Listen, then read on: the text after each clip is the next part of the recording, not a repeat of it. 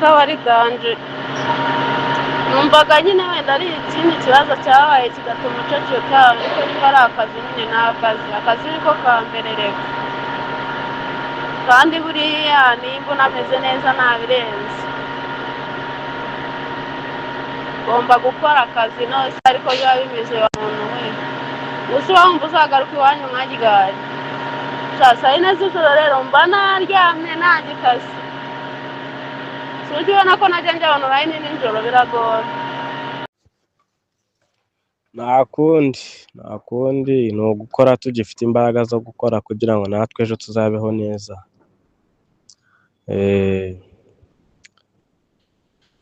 Ubwo rero sinzi igihe uba ufite umwanya kuko nabonye no ku manywa mba numva uri mu bintu bisakuza, ubu nk'aka kanya ndimo kumva ibintu bimeze nk'amamashini. Ese ukora akahe kazi? Ukora akahe kazi ko mba numva uri ahantu hasakuza cyane?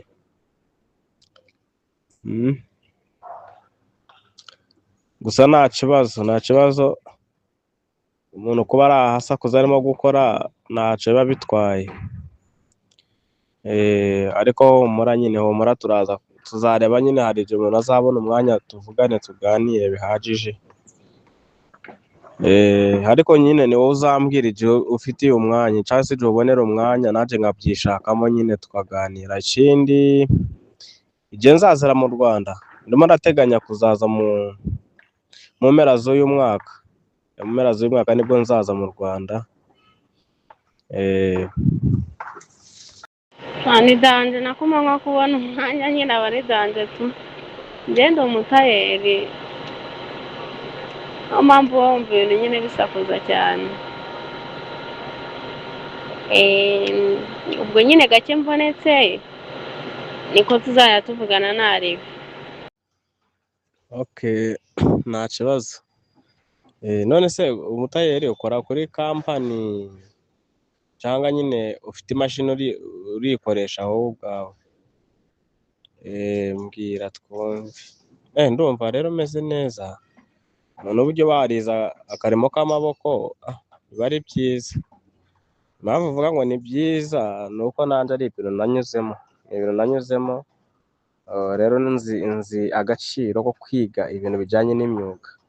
Agaciro kabyo ndabizi. So warakoze ko warabyize kandi ndabizi biragutunze. Komeza ugakora ugakunze, ejo n'ejo bundi nawe uzagira gutya nyine usange umaze gutera nyine ikirenge mu cy'abandi. Ndabizi uba ufite intego nyinshi, ariko burya tuba dufite intego nyinshi, nyuma yaho tukaza guhitamo izo twakurikirana cyangwa izo twakurikiza. Ni ugukora cyane rero tukareba ko ejo hazaba heza. Nibyo umuntu aba arimo gutanguranwa nabyo, urabona ko umunsi ku munsi nyine isi igenda ihinduka, abantu bakagenda bahinduka, ibihe bikagenda bihinduka, n'imirimo ikagenda nyine ihinduka. Ubu rero ubu ni gukora nyine tutikoresha. Turaza kuvugana ariko ubwo byaterwa nawe uramutse ufite akanya, kuko njyewe mu masaha ya saa sita za kumanywa cyangwa se saa saba hari igihe nyine mba mfitemo pause. No ku mugoroba kuva saa moya mpaka wenda saa tanu. Urumva rero njyewe ayo niyo masaha nshobora kuba nabonera umwanya. Bimeze umuntu agomba gukora nyine kugira ngo arebe ko bizakunda. Kuri iki gihe se kubaho ko ari ugukora, ntiwakwicara ngo byizane. Nkorera muri Antoriye nyine dukoreramo turi benshi, ariko nyine buri wese yizaniyemo imashini ye. Nabyumvishe, biba ari byiza cyane rwose. Imana izakomeze igufashe.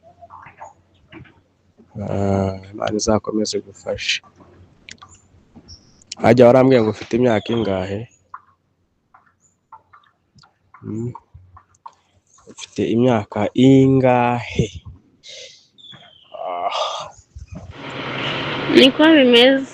Mana se kari dushoboza byose, mfite imyaka 22. Ndumva ibintu byose ari neza rero. Wende ku myaka 22, impamvu nabikubajije numvaga nyine ufite ubwenge, numvaga ufite nyine ukuntu umeze nk'umuntu wakoze ibintu nyine ibintu usobanukiwe ukunze kandi niyo mpamvu nakubazaga, nibazaga se umukobwa, ubundi abakobwa benshi iyo afite imyaka 17 n'umunani ibintu by'imyuga noneho muri iki gihe abakobwa bafite iyo myaka ntago ngira ngo hari wagira ngo ntago bakunda imyuga, kuko njyewe nize imyuga nize imyuga 2017. Icyo gihe birumvikana ishuri nari naravuye mu ishuri nkayiga, ariko ari ukwigira nyine mu bitabo, kwiga nyine bisanzwe. Bigeze nyuma nza kubivamo kugira ngo nzashakisha ahantu noneho nzajya niga pratique cyangwa se babyita ngo iki, nyine ibintu bifatika, bikava ku kubyiga mu bitabo, kubisoma mu bitabo, bikaba noneho kubyiga noneho ubifata ibyo twita pratique. Ubwo rero pratique nayize 2019 niga mekanike ijyanye na moto. Nyuma yaho haza kuzamo covid, aho nigiraga nyine ntibyakunda, ntibyagenda neza, nza kuhava nyine nsubira mu Rwanda. Birumvikana nigiraga nyine Uganda, ariko n'ubundi kubera ko twebwe dutuye ku mupaka nyine, Nyagatare ni ku mupaka. Noneho nza gusubira mu Rwanda, none nkajya nkorera ku igaraje ry'umuntu, ariko dukanika amagare nyine bisanzwe. Nibyo bintu nyine nabonye ari ibintu byiza, nibyo bintu byafashije, nabyo bintu noneho byatumye noneho mvuga ati reka nangire ubuzima. Noneho natangiriye ubuzima. Nyuma yaho ndavuga ati ndambirwa nyine gukorera ku isenta y'umuntu, ndavuga ati ngomba gushaka igishoro cyanje. Niyo mpamvu nyine umuntu agira gutya akaba yava mu Rwanda akajya gukorera ahandi. Navuye mu Rwanda njya Nairobi nyine muri Kenya, ngezeho nkajya nkora yego, ariko nyine ururimi rwaho rukancanga. Nsubira Uganda Kampala, aho ngo niho byaje gukunda nyine nkakora nkabona birimo kugenda. Ngo Kampala nari mazeyo hafi imyaka 3, ndimo kubura amezi make nguzuza imyaka 3 Kampala. Muri imyaka 3 rero nibwo ndimo kubona noneho neza ko aribwo ngomba kujya gukora ibyanje. Ni gutyo nyine ubwo bimeze. Naho ubundi wowe ku myaka yawe ndumva ari byiza cyane. Icy'ingenzi ni ugukomeza gukora cyane, kandi no kazajya nyine ujya mu bintu bitameze neza nyine bigutesha umwanya wawe. Kuri iki gihe ni ugukora tugakura amaboko mu mifuka. None se ubwo Kampala ukora ibiki? Yego ndumva ari danje. Imyuga ni myiza, nese umwuga kudasaza, kandi akaba ari nako kazi gasigaye kariho. Ugize ngo hari akazi kakibaho se? Nta kazi nako. Aba ari danje, ntabwo byoroshye. Naho ubundi nyine nuko biba bimeze. Indangaza byo reka ntabyo. Umuntu agomba gukora bishyizeho umutima. Usa ufite imyaka ingahe? Akazi nkora se ntase hari akandi kazi usibye gukora nko muri kampani runaka. Nyine haba hariho kampani nyinshi umuntu aba akoramo. Iyi mu nganda, nkora mu ruganda. Ariko nyine